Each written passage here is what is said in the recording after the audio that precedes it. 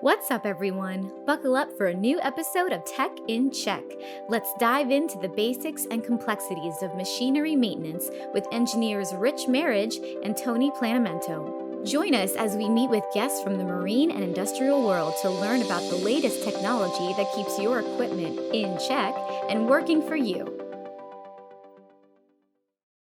Alrighty, welcome back to another episode of Tech in Check. My name is Tony Planamento with AME Solutions. I am the Technical Projects and Sales Manager, and I'm sitting here with Buddy Morgan from CMC Marine.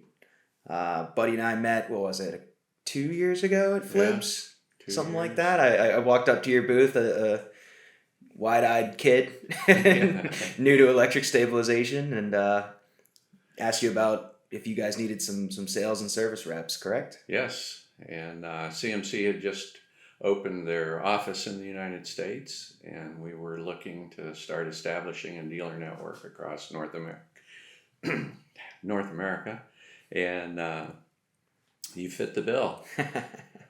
Just meant to be. Yeah. So, Buddy, why don't you give me a little bit of background on CMC history? All right. CMC was founded in 2005 by Alessandro Cappiello, who's still the CEO, president, and head of engineering and everything else. Over in Italy, I'm Over guessing. in Italy, yeah. They're just outside of Pisa, although they're opening another facility in Milan to expand manufacturing and engineering. That's always a good But thing. the first systems were hydraulic, and in 2012, they developed the electrical actuated fin systems, and along with bow thrusters, stern thrusters, and electric steering actuators. It's proven to be a very successful decision. We've got over 1,200 systems on boats over 80 feet. Wow. And which gives them a large percentage of the mega yacht market. And in 2 years ago, they developed a new system for boats from 40 feet up. They've developed relationships with over 60 yacht builders throughout the world, and they continue to grow, developing newer, larger systems for the larger boats that are being built, plus any improvements and in features and with reliability. There's other things on the drawing board, but those are far out. So maybe we can get a sneak peek. The one thing that has been talked about is the intruder trim tabs should be coming out sometime early next year. Okay. Which will be a great addition to the smaller boats. Yeah, absolutely. With the stabilizers. Yeah, absolutely. So you've mentioned you've gone a little bit back into the history. You've mentioned how much it's kind of grown. So you said 60 builders, 1,200 systems. So what about, tell us a little bit about yourself, your background before CMC. I've been in the marine industry over 40 years, mainly with marine electronics manufacturers, and started out in service, field engineer, and went into various different positions with companies until now running the North American operations for CMC Marine. Awesome. You're in the Navy? Air Force. Air Force. Yeah, you served there for a while too, yeah? Yeah, I did my 4 years in the Air Force. Well, we all thank you for your service, for sure. Well, thank you. So, Buddy, you said back in 2012, CMC made the decision to go from hydraulic to electric. What are the benefits, would you say? Yeah, well, over hydraulics especially, the benefits are the equipment's much smaller, lighter. Performance with electric motors, you have instantaneous maximum torque capabilities. So that alone is an opportunity for a lot of boats that couldn't put a hydraulic system in, especially the smaller boats. That's where the waveless system was developed 2 years ago for small boats, you figure a 40-footer trying to put a hydraulic system in for stabilizers, it gets a little bit complicated. So with electric systems and the small footprint and the lower power consumptions, lower maintenance, it's just a much better solution in the smaller boats that can't handle the bigger equipment. Not to mention any potential hydraulic leaks. Yes. Those are always the fun to clean maintenance up. on hydraulics compared to the maintenance on electricity is not comparable. And you've also got some limitation in the fin angle with the hydraulics, right? It's Correct. The hydraulics length of the ram. Yeah, the ram is limited in its ability to turn the fin, where with an electric motor and a planetary gearbox, it spins 360 with no issues. That's pretty cool. Yeah. And the instantaneous torque makes a big difference in performance over hydraulics. No, absolutely. Electricity flows faster than fluids. Yes. Yes. So I know the reason, but I'm not sure how many people watching might. What is the benefit of having more angle to those stabilizer fins? Well, one of the benefits is that fins can act like paddles at anchor. And so if you can spin the fin 180 degrees, now that paddling motion, if it does affect the position of the boat, will pull against the anchor chain instead of walking up the anchor chain. Yeah. And then, of course, there's three things that affect stabilization: the size of the fin, the speed of the fin, and the angle. So with electric, you're able to move the fin more, and you're able to move it faster. The CMC systems will move 80 degrees in less than a second. Wow. So that's a lot. That's pretty it quick. Can generate a lot of torque. Yeah. To keep that boat straight and level. Yeah. Absolutely. And what would you say would be the power draw on these? Compared to hydraulics, it could be over 60% savings in power. Wow. With the losses in the hydraulic lines from the PTO, the hydraulic lines to the motor, and all that good stuff. Yeah, you can see it's 60% is the given number for that. Nice. So yeah, more power efficient and faster movement gives you better performance. Oh yeah, absolutely. Yeah. And I think you've told me this before, and apologies for the gap here, but is it just AC, or can it do DC as well? Well, the motors, to keep the motor small, it's an AC motor. Okay. And performance comes into play also. It's a servo motor, right? Servo motors, yeah. Right. So because of the low power draw, though, you can run them off of a DC to AC inverter. Nice. So the smaller systems for, say, a 40-foot boat only draws 3 kW. Okay. At anchor, which the one of the other benefits of electric is the power consumption is directly proportional to the sea state. Yeah. If it's glass, the unit draws 100 watts. If it's 3 to 5, you might be closer to 3 kW. Yeah, you'd be up at that upper limit. But yeah, it's not drawing a consistent amount of power. As with hydraulics, when you turn the hydraulic system on, it's running. It's running. It has to keep that power. And of course, the gyro systems are the same way. Yeah. You turn them on, and compared to gyros, it's instant on, instant off. Gyros take wind up time and wind down time. Yeah. And there's other comparisons on the gyro and performance underway versus at anchor, but yeah. this isn't on technology. Yeah. All right. So we've talked a lot about kind of the stabilizers, but I know you said that you also do bow and stern thrusters and steering gears. Yes. So is there any more details you can give on those? Well, they developed the electric thrusters, which they still deliver hydraulics when required. Well, it's nice to be able to have that kind of best of both worlds to fit what they're. The gearbox for the thrusters is the same regardless of the actuation, hydraulic or electric. Because gearboxes do fail. Yeah. Things do happen. Yeah. So yeah, we have both hydraulic and electric, especially in the larger systems. We sell more hydraulic thrusters. than we do the electric ones. And the electric actuators for steering, they're independent actuators for each rudder, and typically for boats above 80 feet, just because of the size of the systems they've developed. And they work off of it's a worm gear, right?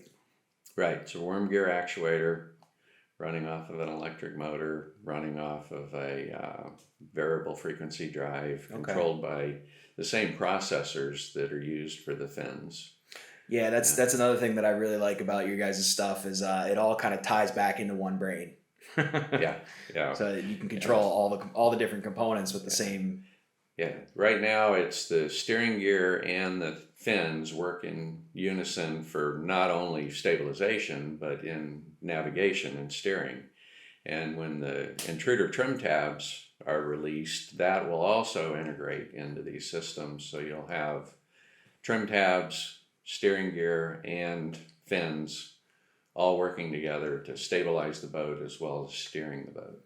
And that would help on the overall efficiency of the propulsion systems, right? Right, yeah. Yeah, And anytime you move the rudder, it costs money. Yeah. So, you're burning fuel, which, as we both know, is very expensive these days. Yeah. So.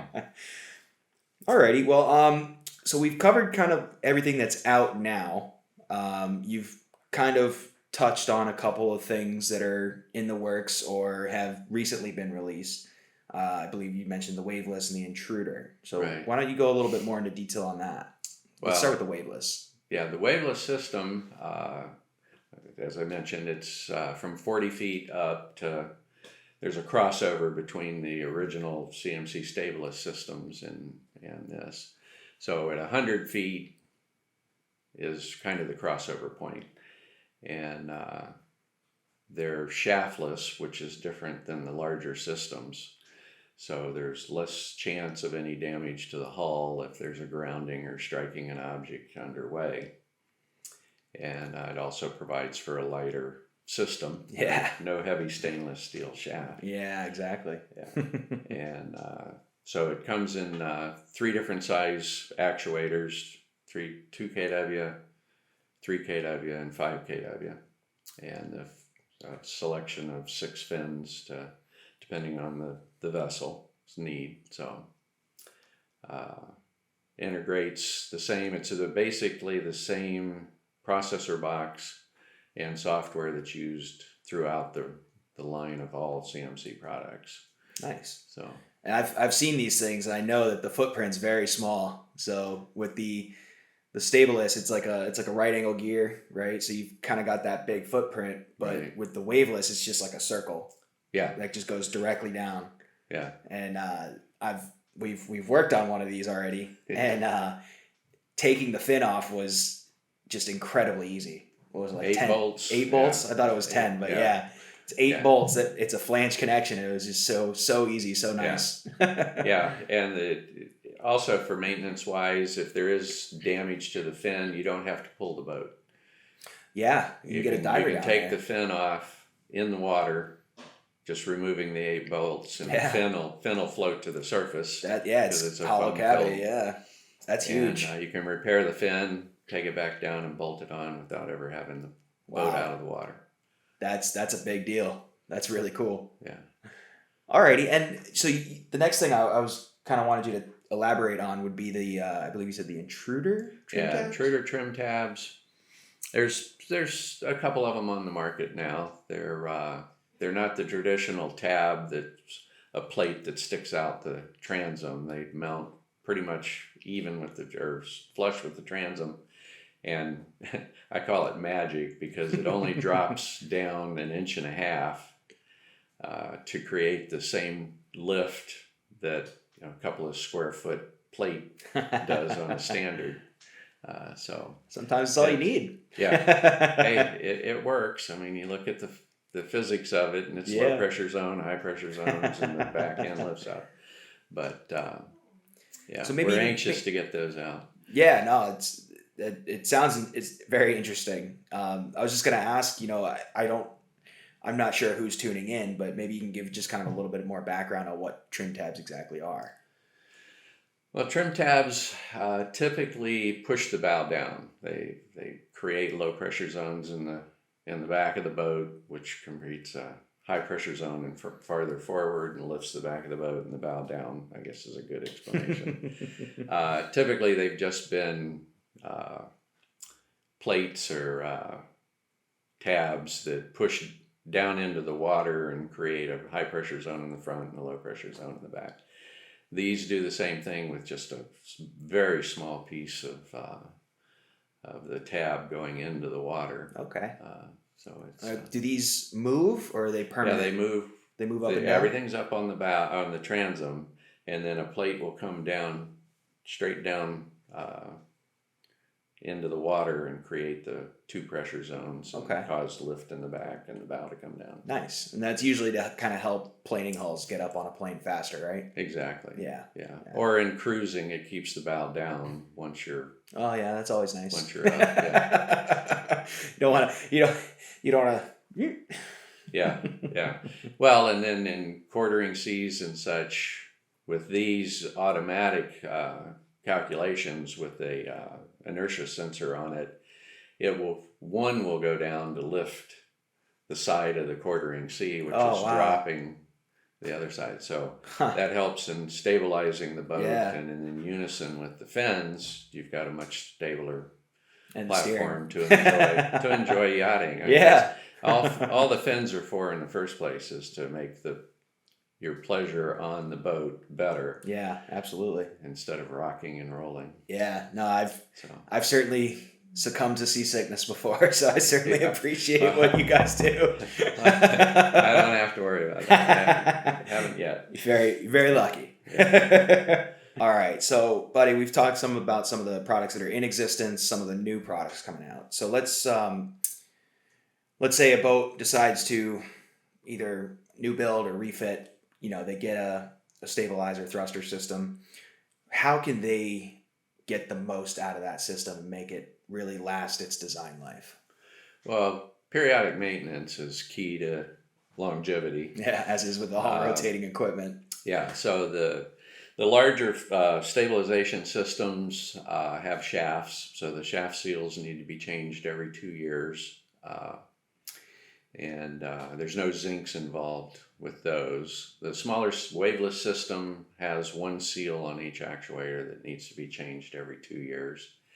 The bow thrusters and stern thrusters have zincs on the gearbox pods that are in the water, and unfortunately is one of the areas that we see a lot of damage because of not keeping up with the zincs. Depending on where the boat is operating, stray voltages in marinas is probably the worst culprit, and some boats have to change their zincs every 6 months. Those boats, if they go for a year without that, can start getting damage to the thruster pod, and the pod will have to be replaced. Yeah, I think I remember you telling me a story about one where they cleaned off the barnacles and there was just nothing there. That was an extreme case. The thruster tube was full of oysters, completely full of oysters. It had never been cleaned. Wow. Never been used. The boat sat up for a couple of years, so it's an extreme on that. But that was an easy replacement for the pod because there was nothing left to replace. Well, no, that's it.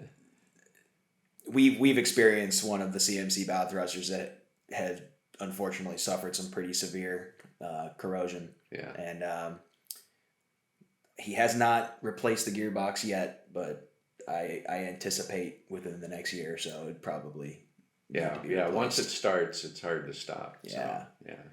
So But zincs are very important for sure. Maintenance is key. The seals are really important. Growth can start growing under the edge of the seal and allow water to get into the gearbox or onto the bearings. And of course, oil and water do mix, but not in a good way. And of course, the anodes, the zincs are extremely important on equipment that has them normally installed. So yeah, of course. The aluminum housing on the bow thruster pods are subject to corrosion. Yeah. So. Okay, so we've got every 2 years replace the seals on the stabilizers. Yeah. Every 2 years maximum replace the zincs on the thrusters. Yeah. Is there anything else? No, that's all the maintenance that's required on these systems. You go around and make sure there's no corrosion on the internal equipment and nothing's vibrated loose over the years. It's standard maintenance for the internal equipment. Occasionally there's a software update, but no periodic, no scheduled maintenance for the electronics or the interior products. Nice. All right. Well, I think that just about wraps everything up here, buddy. Thank you again for your time. Really enjoyed having you. I know I certainly learned a lot and am excited about the future of electrification for stabilization. Well, thanks for having me. I enjoyed sharing what information I could. Well, it was quite a bit, so thank you very much. Thanks for listening in. We hope you enjoyed our deep dive into this week's tips and tricks for equipment optimization. Want to learn more? Head over to AME's LinkedIn, Facebook, Instagram, or YouTube included in the show notes, along with details from this episode. That's all for now, folks. See you next time.